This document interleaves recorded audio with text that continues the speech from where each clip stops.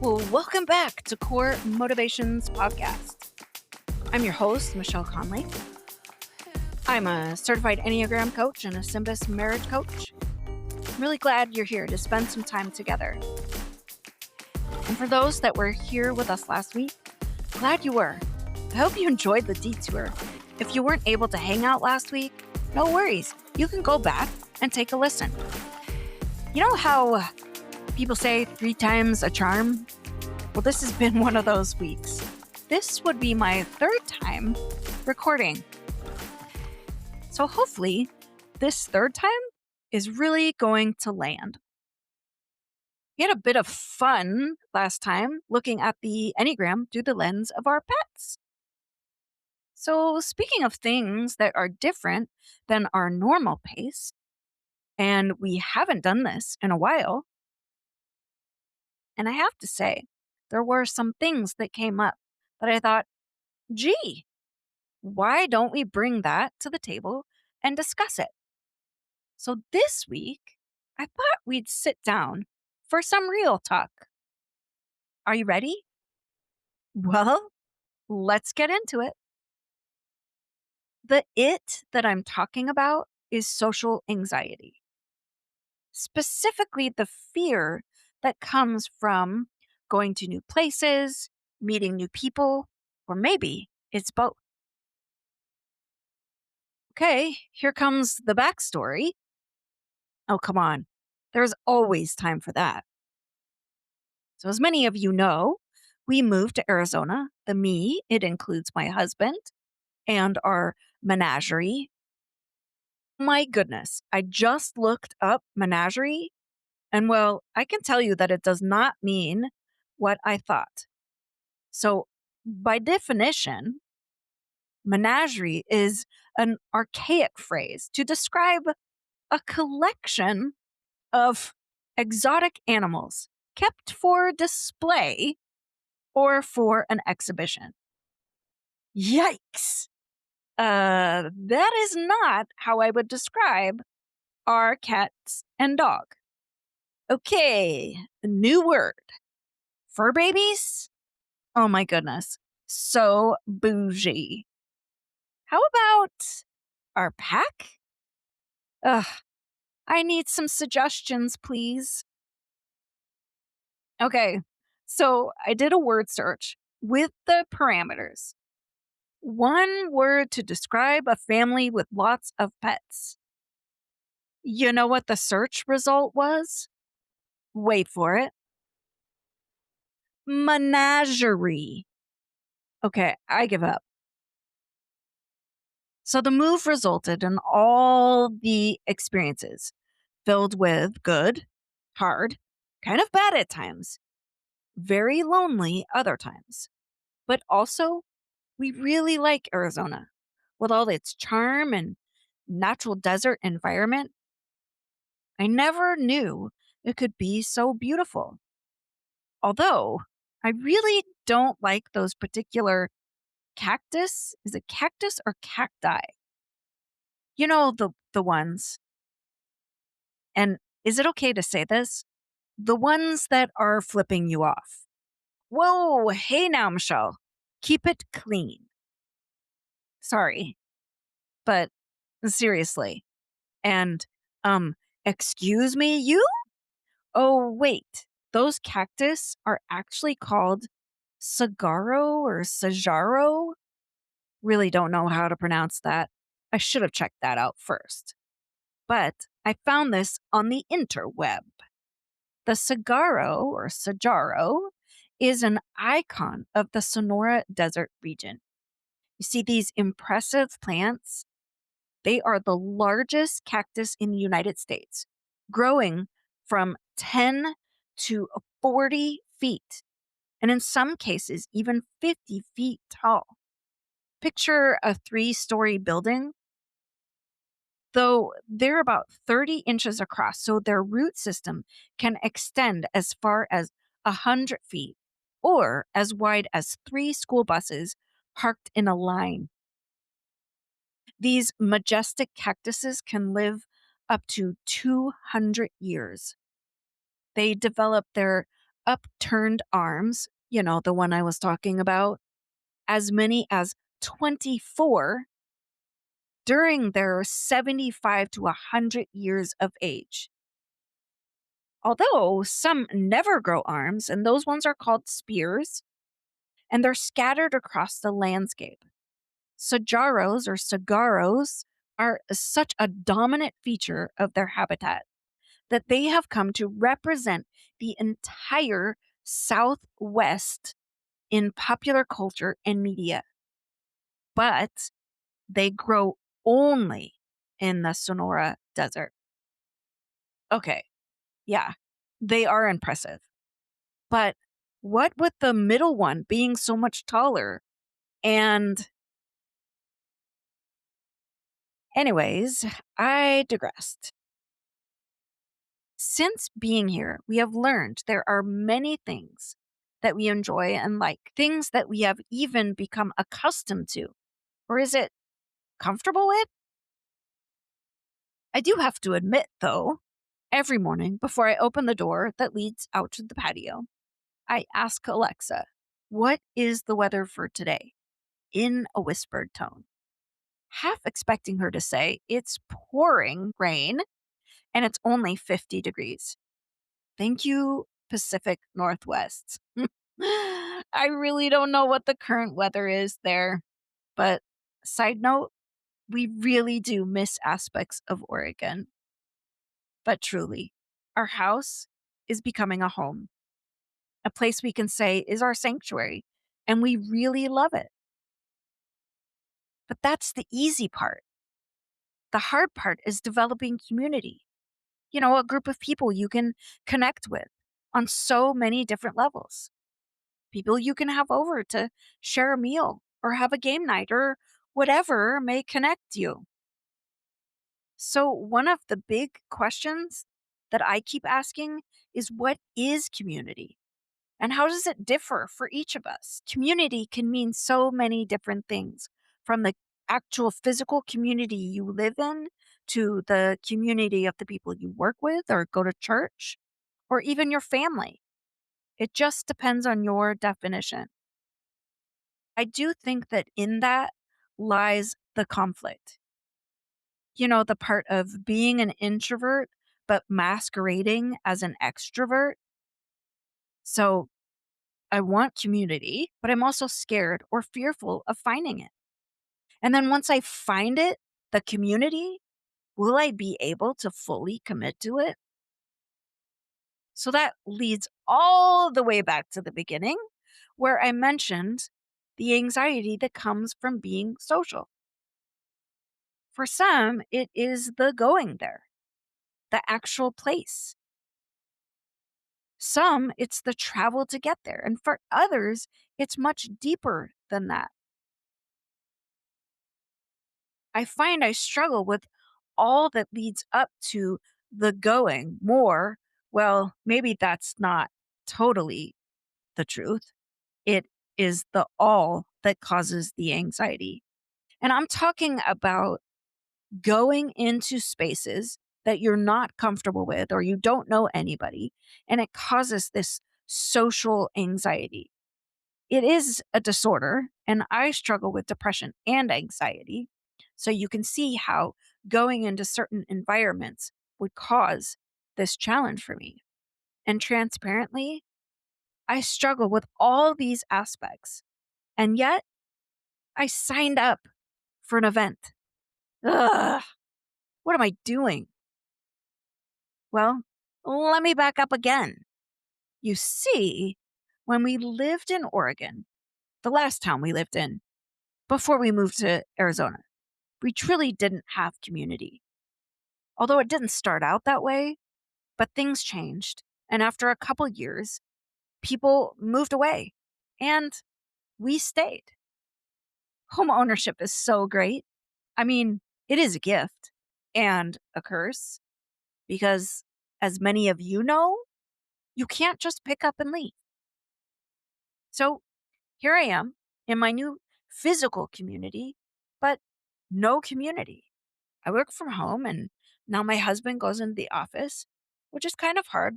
Nonetheless, it is where we are, and we're trying to find balance. So, with that, I was on the TikTok. Just kidding. I like TikTok. I post on there every day because of a photo challenge. And that's for another time. I'll tell you all about it. Well, there on TikTok, I discovered this women's group that meets for a specific outing, with the presented idea that you will connect with someone and become friends.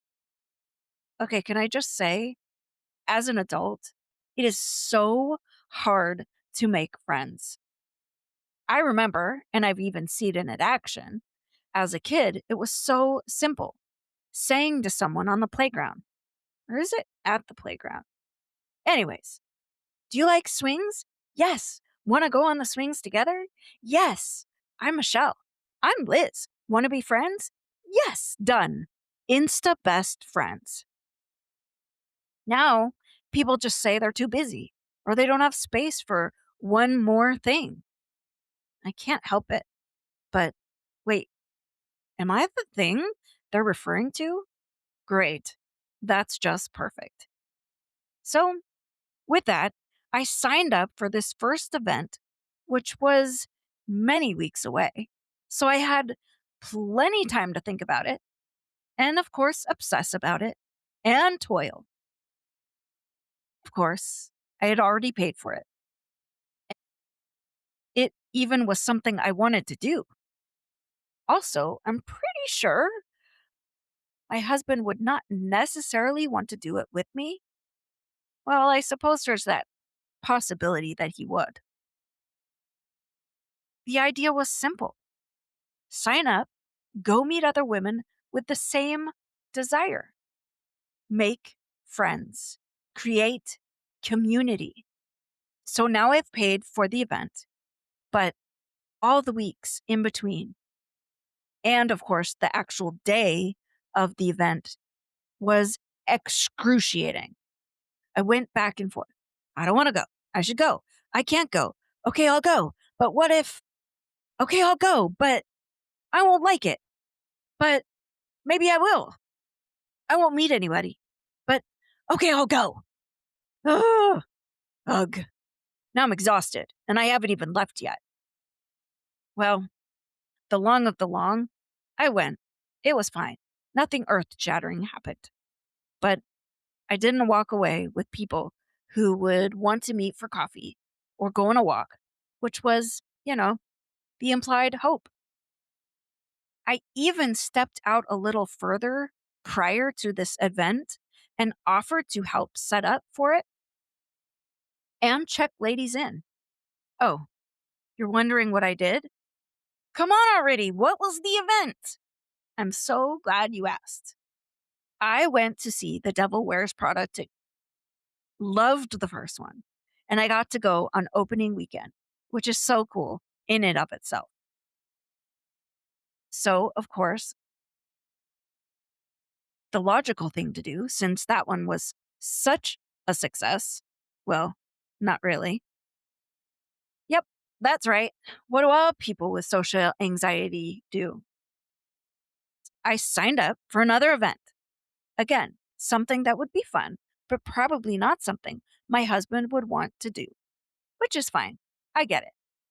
So, this is where the social anxiety part comes in. And first, I must explain a key ingredient of social anxiety by giving an explanation. You see, it's an intense, persistent fear of being watched, judged, or humiliated by others in a social or performance situation. And I just want to note that it goes beyond normal shyness. It can be physical symptoms like a racing heart or sweating, and those things can significantly interfere with daily routines, work, and relationships, which brings us back to from the day I signed up and paid the money for another event. It was again many weeks from the time I paid to that actual day. The week before, I was on the fence: go, not go, give my spot away. And this was on a rotating thought in my mind. In fact, it was all the way to the actual event day. I mean, I didn't know where I was going. I had never been there, and I had no one that was meeting there. I mean, the whole point was to make friends. So, me, there it was again, going with the hope, just like many, that I would connect with someone and make a coffee buddy. Truth is, that all sounds mostly good because, while in my heart, I'm seeking community and a friend group, I am in conflict. I'm conflicted because getting ready is not just picking out an outfit, although that is a challenge too. The getting ready is the headspace and the trying not to cause any more anxiety than is already happening. I'm already thinking about the things that could go wrong. Like the I'll get lost. And I did. Or I'll be late. But I wasn't. No one would want to talk with me, which was true until I started the conversation. Or worse, I'm not really sure what that is, but it still ruminates in my mind. And let me tell you, things went awry. As I got there, I'm looking around and I saw so many women, solo, came by themselves, just like me. But also, there were a few that came with someone. I'm not sure many were thinking what I thought, but I was thinking, what do I do now that I'm here? Where do I go? How do I talk with someone? Wait, that was just in my mind. See, the host was still setting up the area, so no one was there to greet us or let us know the details. So, uncomfortably, I went to a table with two other ladies who were there together, and I overheard one of them say to the other, I'm here for you, as you are the one needing to meet people. Such an interesting conversation between them. Anyways, so we are now into the activity, which was making candles and soap. I have to say, for all aspects, the directions were pretty vague. And I certainly didn't think about each project in the way that it was being described. So now we're at the soap making process. And they ask you to go pick a mold. And the molds were pretty cute. They had a design on the bottom. And on the table, there were a bunch of supplies. And in a container, had these little shapes and objects. We were told that we were supposed to put these in the mold to create something for the liquid to hold onto. Of course, later I found out that those little shapes and pieces were actually soap. So again, the mold, it had this design on the bottom. But doesn't soap not have a top and a bottom? That part really confused me. Well, it really didn't register.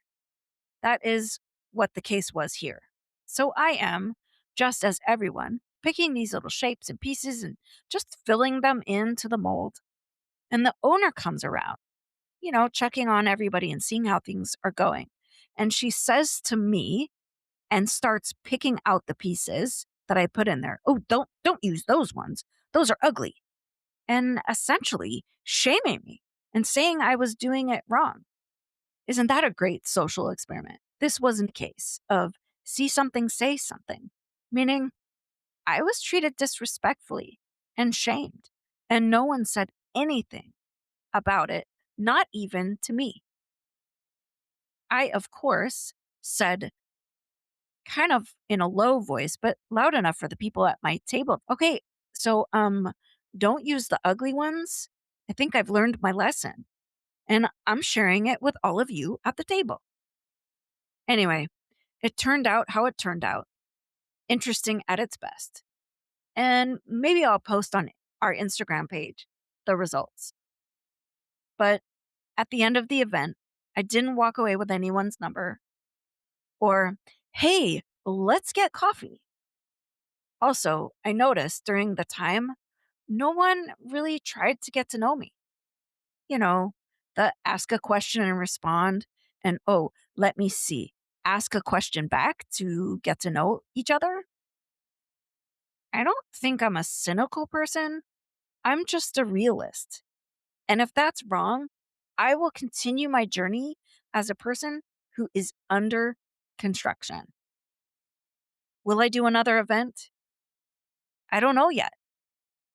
Maybe with a different group doing different activities.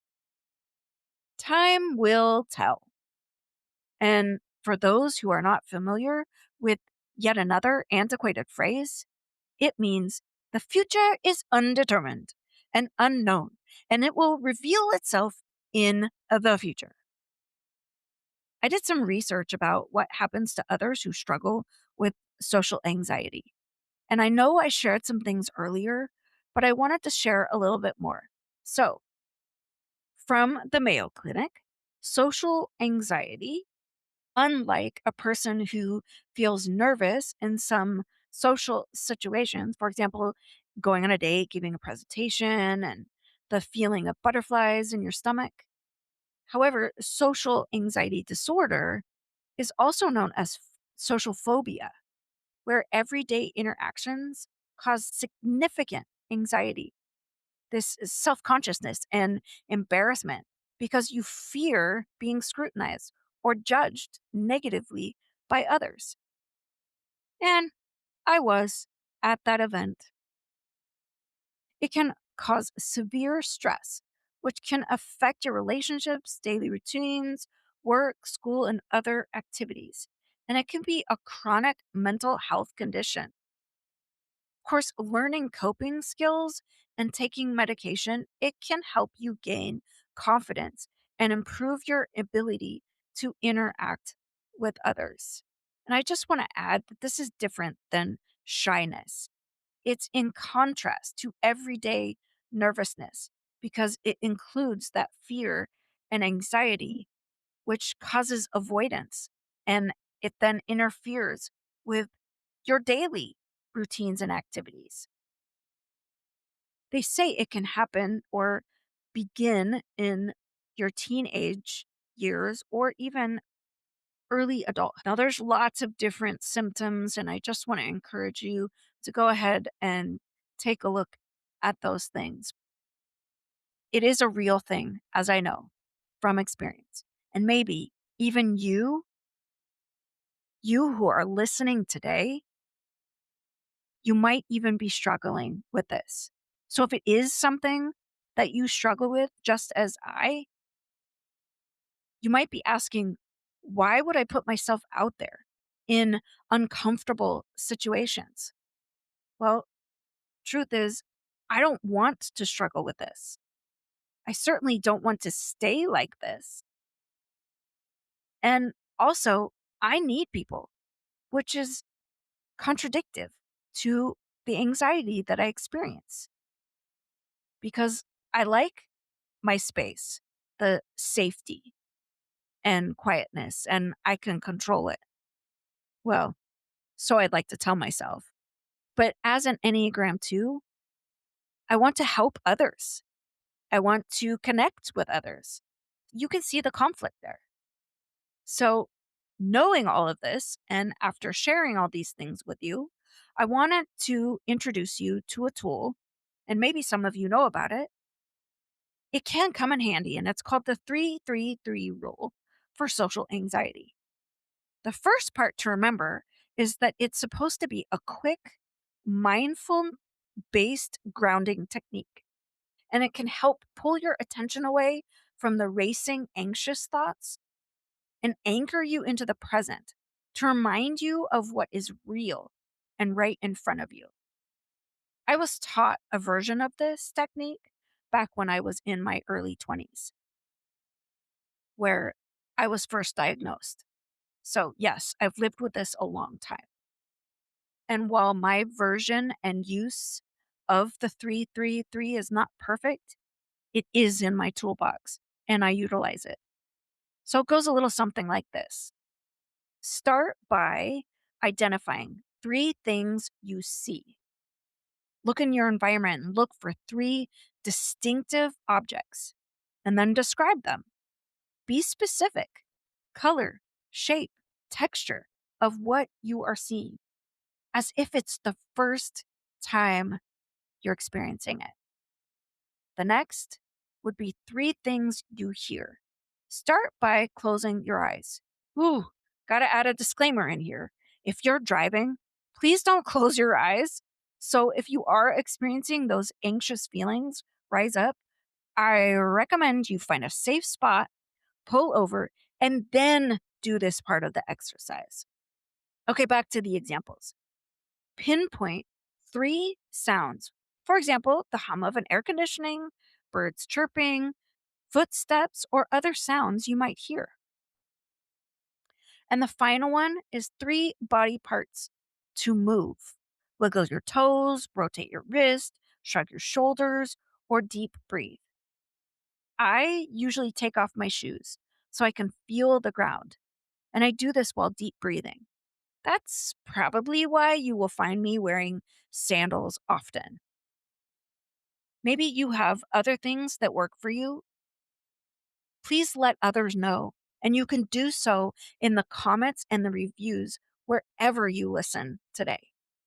Feel free to post and tag us at core motivations underscore coach with what you do to navigate these real things that happen when you experience social anxiety and the techniques that you use to overcome or combat.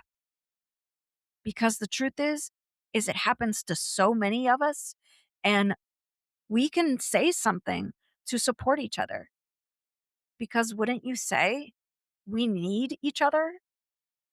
I first started today's journey, our real talk time, by talking about the need for friends, community, and a tribe. Let's be that for each other. You just never know who you might help by being transparent with the social anxieties and the challenges that that might bring, that you're having, and how that could definitely guide somebody. I know so much of the things I shared today could be counterintuitive to the symptoms of social anxiety, like putting yourself in environments where you don't know anybody, driving there on your own, and so on and so forth. But if you, just like me, are trying not to stay in the spin cycle, wanting to grow, to not stay stuck, then it makes it even more important that we try these things. I also know that this next part, it sounds kind of funny. Can you believe that there would be social anxiety groups? But there are. Check out ones near you, and I'll post a few options of those places in the show notes. I also wanted to share about some ways and things that help me. And some of that comes from content creators. You see, there are a lot out there that share their experience with social anxiety and the challenges that come from that, the getting started for the day. I can't say that I experience this every day, this challenge, but I can say it happens more often than not. It starts with this overthinking too many things, and it causes me to get in a loop, which creates distraction and the beloved procrastination. It can be the thing that keeps me home and buying my groceries online, putting off bringing something back to the return spot for my Amazon orders. Side note, they really need a door pickup for that doesn't cost anything. Just saying. But it's also the putting off all the other things for another day, because some days it's just so hard. It's just too hard. Now, I know we can all at one time or another experience all these things. The difference for me is that it can be a lot, even more debilitating than one might think.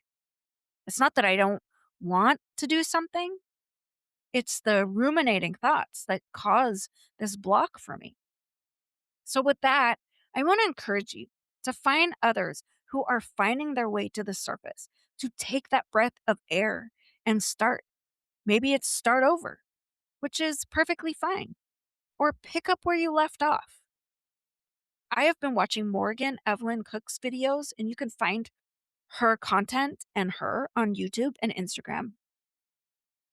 I watch her because she's very real and transparent about her struggles and challenges with social anxiety, more specifically, anxiety and burnout.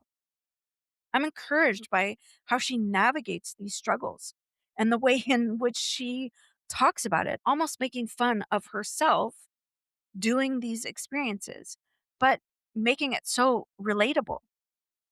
I know there are so many people and ways to gain help with this. You just need to find yours and make it healthy ways. I would even encourage you to talk with a therapist or a coach. I'm a coach. They can help with the listening part, but also the ideas and accountability as well. Look in the show notes for these links to some of the things I shared today. And I just want to say thank you for sitting with me in this real talk space. I really appreciate that. And now, the icing on the cake. The legal stuff. This podcast is for informational purposes only and does not constitute professional advice. This podcast is not a substitute for medical care. The materials, movies, videos, or books referred to in this podcast are recommendations only. The views expressed by our guests are their own and do not necessarily reflect the views of the podcast host. That's me or sponsors. Join me each week as we dive into all things Enneagram, self-care ideas, self-love patterns and rhythms, share ideas from other reputable authors, doctors, and my favorite podcasters.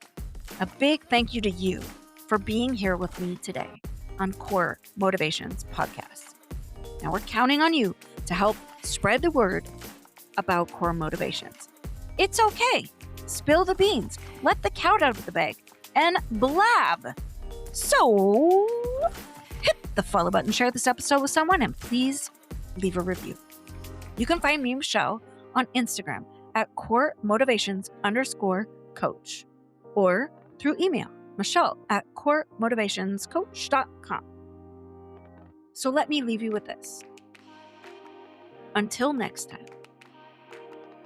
And as always, I'm rooting for you.